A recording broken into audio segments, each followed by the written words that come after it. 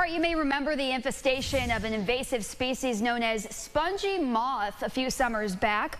Although the temps will soon get cooler, not yet though. The moths are now laying their eggs, and we could see hundreds more of these if not taken care of properly. Leanne Byers spoke with a state DEC forester on what you can do to handle things. Leanne.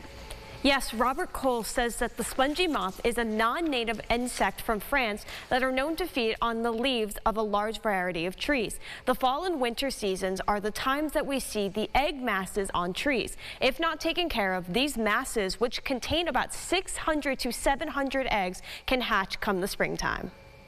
In the spring, when it starts warming up, beginning of April, mid-April, the spongy moth eggs will hatch, and they come out as very tiny caterpillars.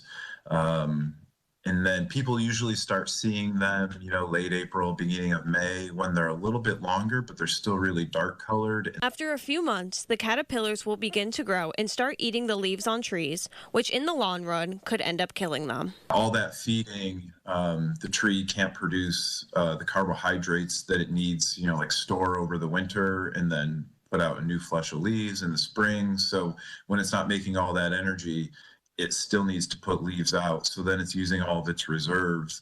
And if it has to do that, 2 or 3 years in a row of defoliation. The good news is if you find the spongy moth in your backyard, there are ways to help control them. While still in their egg stage, you can scrape the eggs off the trees. If you happen to miss that life stage and they have already hatched, there are still ways to control them. We do recommend using like the sticky bands early in the season when the caterpillars are crawling up and down, and then later in the season switching over to that burlap, the wrapped burlap, so that they can pupate in there.